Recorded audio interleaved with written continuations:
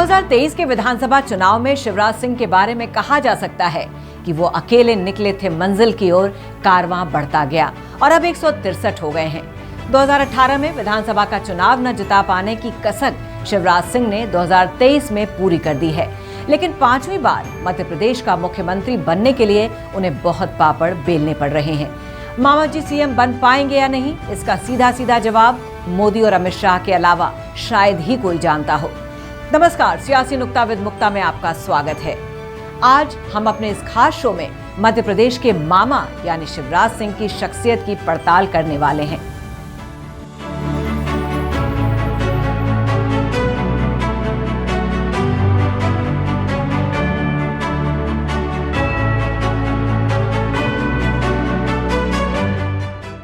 विधानसभा चुनावी नतीजों के बाद जब मध्य प्रदेश के नेता भोपाल से दिल्ली एक किए हुए हैं, शिवराज सिंह ने दिल्ली दरबार से दूरी बना रखी है। चुनावी नतीजों के बाद वो जीते हुए विधायकों से नहीं मिले हैं और न ही 3 दिसंबर के बाद एक बार भी दिल्ली आए हैं। नतीजों के बाद शिवराज पहुंच गए हैं छिंदवाड़ा, वही छिंदवाड़ा जहां से उनके सियासी प्रतिद्वंदी कमलनाथ आते हैं। इस विधानसभा चुनाव में कांग्रेस ने छिंदवाड़ा की 7 सीटें जीती हैं। 2019 के लोकसभा चुनाव में कांग्रेस न सिर्फ छिंदवाड़ा सीट जीती थी, बाकी 28 लोकसभा सीटों पर बीजेपी विजयी हुई थी। मामा जी कह रहे हैं कि उन्होंने काम शुरू कर दिया है और 2024 के लोकसभा चुनाव में छिंदवाड़ा की सीट भी प्रधानमंत्री मोदी को गिफ्ट करेंगे। देखो, आज से हम शुरू कर रहे हैं मिशन मध्य प्रदेश का मिशन 29 और मिशन 29 का मतलब है मध्य प्रदेश में लोकसभा की सीटें हैं 29 और मेरी दिल से इच्छा है और उसके लिए हम सब मिलकर दी जान एक करेंगे। जैसे विधानसभा के चुनाव में मैं कभी रात को 2 घंटे से ज्यादा नहीं सोया, मैंने 22 घंटा काम किया है। वैसे ही ये सुन लेना। तो क्या शिवराज सिंह चौहान मध्य प्रदेश का 5वीं बार मुख्यमंत्री बनने के लिए लॉबिंग नहीं कर रहे हैं? इसका जवाब उलझा हुआ है। ये शिवराज सिंह का लॉबिंग का अपना स्टाइल है, मामा स्टाइल। चुनावी नतीजों के बाद शिवराज सिंह चौहान की गतिविधियों को देखिए। उन्होंने अपने घर पर लाडली बहनों से मुलाकात की, उनका आशीर्वाद लिया और मध्य प्रदेश में जीत का श्रेय उनको दिया। ये माननीय मुख्यमंत्री श्री शिवराज सिंह चौहान द्वारा चलाई गई योजना है, जो महिलाओं के लिए उनकी आर्थिक स्थिति को सुधारने के लिए चलाई गई है। अच्छा, आप ले रहे हैं इसका लाभ? हाँ, ले रहे हैं। आप जानती हैं इस योजना के बारे में? हाँ सर, जानती हूँ कि मतलब 1000 रुपये शिवराज सिंह भैया ने देना चालू किया है। जब से हमारी स्थिति बहुत सुधर गई है, पैसों से बहुत कुछ काम हो जाता है, घर में बच्चों के काम आ जाते हैं, हमारे काम आ जाते हैं। योजना का लाभ लेने के लिए कोई बहुत मेहनत तो नहीं करनी पड़ी? नहीं, कुछ नहीं करना पड़ा। आधार कार्ड वगैरह देना पड़ा? हाँ, आधार कार्ड, KYC ये सब करवाना पड़ा। मध्य प्रदेश में बीजेपी ने इस बार 163 सीटें जीती हैं, तो अब तक का सबसे ज्यादा वोट हासिल किया है। शिवराज इसका श्रेय महिलाओं को दे रहे हैं। ऐसा चमत्कार हुआ है मध्य प्रदेश की धरती पर जो पहले कभी नहीं हुआ। भारतीय जनता पार्टी को 48.6% वोट मिला। इतिहास में कभी नहीं मिला इतना वोट, कभी नहीं मिला।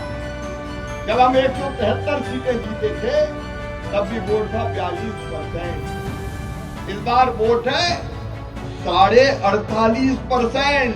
आपने चमत्कार कर दिया, मैं सिर झुका के प्रणाम करता हूँ।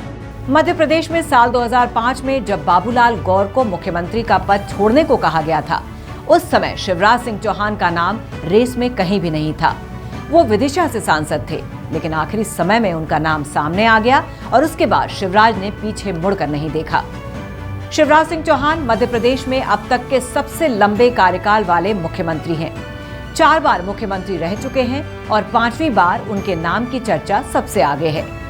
पार्टी पर लंबे समय से नजर रखने वालों का कहना है कि 2018 के विधानसभा के चुनावों में भी सत्ता विरोधी लहर की वजह से भाजपा को हार का सामना करना पड़ा था। इस बार भी मध्य प्रदेश में सत्ता विरोधी लहर थी, लेकिन इसका असर चुनावी नतीजों पर नहीं पड़ा। लेकिन शिवराज ये कभी नहीं मानेंगे कि मध्य प्रदेश में सत्ता विरोधी लहर जैसी कोई चीज थी। वहीं शिवराज के विरोधियों का मानना है कि सत्ता विरोधी लहर को मोदी शाह की रणनीति ने फ्यूज किया है, वरना मध्य प्रदेश में बीजेपी हारने वाली थी। शिवराज मजे हुए खिलाड़ी हैं, सत्ता के दांवपेच भी बखूबी जानते हैं और इसीलिए उन्होंने राज्य के किसी भी नेता की किसी भी टिप्पणी का अभी तक कोई जवाब नहीं दिया है। शिवराज सिंह लगातार प्रधानमंत्री मोदी के गुण गा रहे हैं। छिंदवाड़ा की सभा में भी प्रधानमंत्री मोदी को भगवान का वरदान बता रहे हैं। देखो अपने प्रधानमंत्री श्रीमान नरेंद्र मोदी जी भारत को भगवान का वरदान है।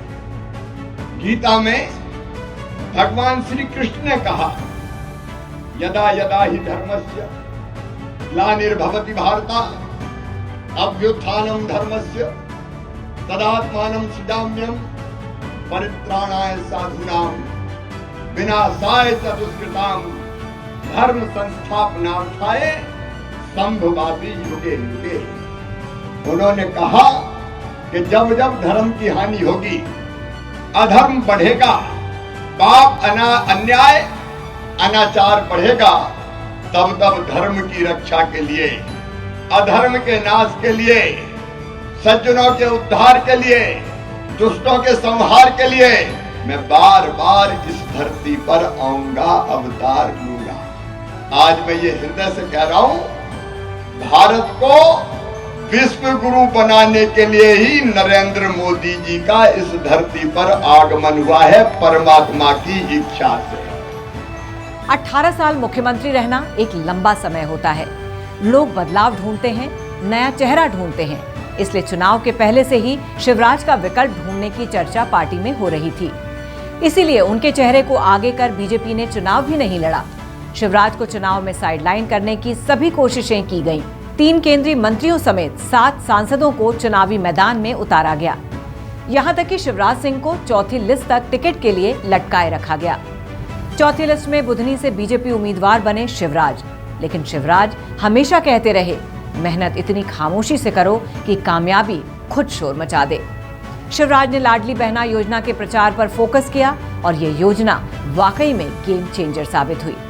मध्य प्रदेश में इस चुनाव में 1,81,00,000 महिलाओं ने बीजेपी को वोट दिया। नतीजा ये हुआ कि बीजेपी को मिले वोटों में पिछले चुनाव के मुकाबले 7% का उछाल आ गया।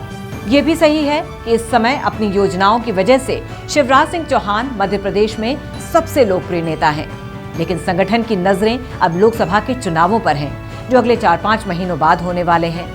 मोदी शाह वाली बीजेपी के नए दौर में शिवराज सिंह चौहान को किनारे लगाने की कोशिश में कोई कसर बाकी नहीं रखी जा रही है, लेकिन मामा प्रतिकूल परिस्थितियों में भी डटे हुए हैं और अब भी मुख्यमंत्री की रेस में सबसे आगे चल रहे हैं। शिवराज सिंह से आज की तारीख में कोई पत्रकार मुख्यमंत्री बनने का सवाल पूछता है तो वो कहते हैं, भैया अपन तो मामा हैं, काहे के मुख्यमंत्री। लेकिन वो अपनी सभाओं में बार बार दोहराते हैं कि मोदी को 2024 में प्रधानमंत्री बनाना है कि नहीं। मैं चैन की सांस नहीं लूंगा। आप बताओ, फिर से मोदी जी को प्रधानमंत्री बनाना है? फिर से मोदी जी को प्रधानमंत्री बनाना है? फिर से मोदी जी को प्रधानमंत्री बनाना है? तो 29 की 29 सीटें भारतीय जनता पार्टी को जिताना है। तो शिवराज सिंह की ताकत का अंदाजा मोदी शाह की टीम को भी बखूबी है। शिवराज कभी आडवाणी खेमे में बड़े नेता माने जाते थे। आडवाणी को बीजेपी ने किनारे कर दिया तो शिवराज ने लगातार मोदी शाह वाली बीजेपी में भी समीकरण साधे रखा। और यही वजह है कि जब 2020 में कमलनाथ की सरकार गिराकर बीजेपी की सरकार बनी तो मामा को ही मुख्यमंत्री बनाया गया। विधानसभा चुनाव के दौरान बीजेपी में अंदर अंदर एक जुमला खूब चल रहा था। नेता एक दूसरे से पूछ रहे थे कि आप शिवराज भाजपा से हैं, महाराज भाजपा से या नाराज भाजपा से। दरअसल मध्य प्रदेश बीजेपी में ये महीन लाइन अब भी दिख रही है, लेकिन इसको साधने में कोई एक सक्षम नेता है तो वो है शिवराज सिंह चौहान। तो कौन बनेगा मध्य प्रदेश का मुख्यमंत्री, इसको लेकर बीजेपी में माथापच्ची जारी है। मामा अगर मुख्यमंत्री बनते हैं तो वो 5वीं बार मुख्यमंत्री बनेंगे और मुख्यमंत्री बनने के रिपोर्ट कार्ड में वो मोदी से भी आगे निकल जाएंगे। अगर मामा को मुख्यमंत्री नहीं बनाया जाता है तो 2024 के लोकसभा चुनाव के लिए मध्य प्रदेश की राजनीति में अंदर खाने के समीकरण गड़बड़ा सकते हैं। इस सियासी दंगल पर हमारी नजर बनी रहेगी। हम आपको मध्य प्रदेश की राजनीति से जुड़ा हर अपडेट बताते रहेंगे। तो आप बने रहिए हमारे साथ और बाकी खबरों के लिए देखते रहिए श्रेष्ठ भारत।